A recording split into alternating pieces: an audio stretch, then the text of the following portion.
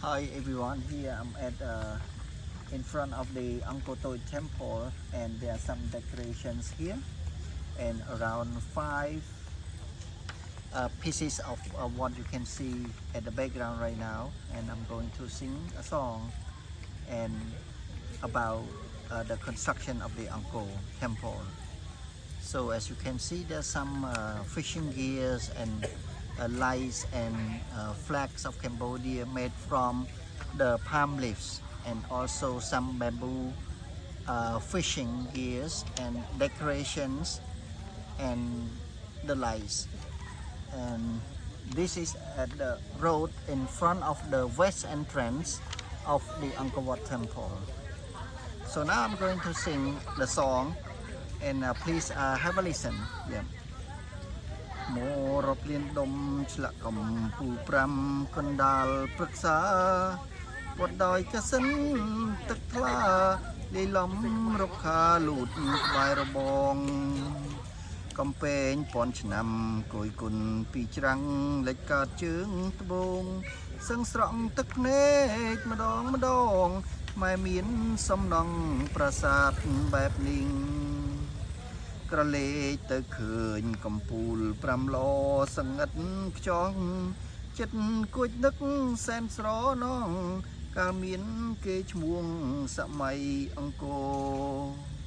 សម័យរុងរឿងឈ្មោះខ្មែរតកើងល្បីឆ្លងនគរ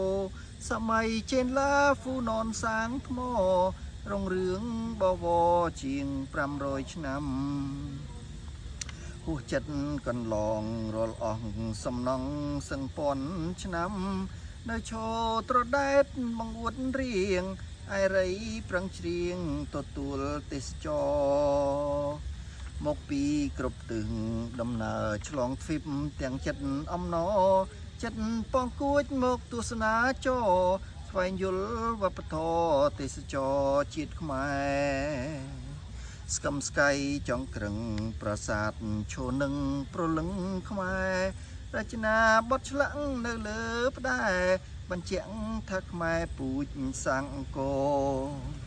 ទឹកដៃអស្ចារ្យមិនធម្មតាច្រើនរាប់ដំណរសបញ្ជាក់នៅលើថ្ម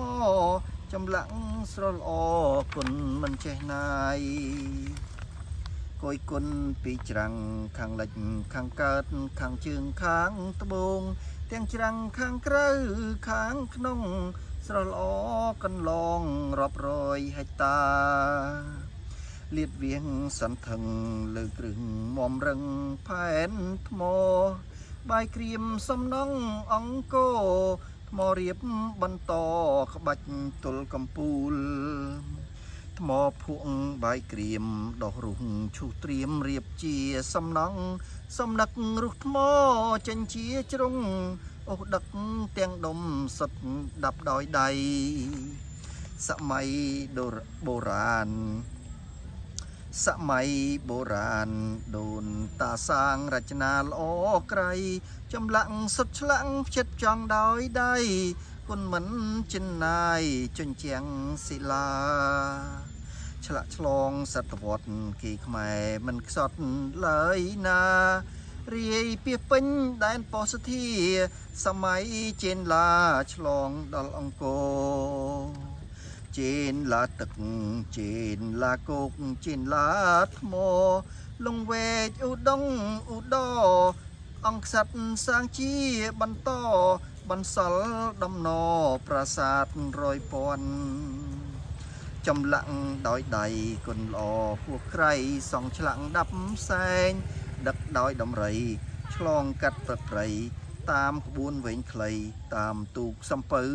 ឆ្លងជលសាដងអូរាំងជ្រៅទម្រាំរុះទៅចេញជាជ្រុងដុំដំរៀបបន្តបញ្ឈរសរៀបភ្ជាប់ជាមុំរៀបដំបូលភ្ជុលផ្ចិតដល់ព្រំផ្ទាំងថ្មតូចធំដោយគ្មានស៊ីម៉ង់ចម្លាក់កេណ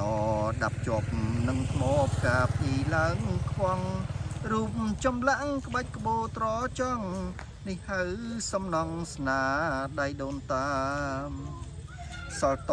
សតវត្សនៅតែមិនស្រុតព្រេត្រទៅណាខ្យល់អាកាំងចេញចូលក៏ល្អតាក់ទាញទេសចរទស្សនាមិនដាច់មានឥដ្ឋមានថ្មលាយចំរកពណ៌ធម្មជាតិជាស្រេចពណ៌លើថ្មចែងចាំងរំលេចនៅប៉ែកខាងលិច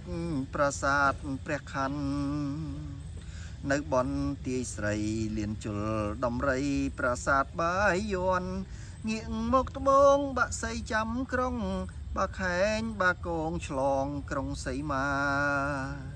ពីលិចទៅកើតឆ្លងភូមិកំណើតបន្ទាយសម្រែព្រះគោបាពួនបារាយទឹកថ្លាព្រះឥន្ទកោសាតាព្រំប្រែរូបអកយំចៅសាយចានៅមិនឆ្ងាយពីកោះមេ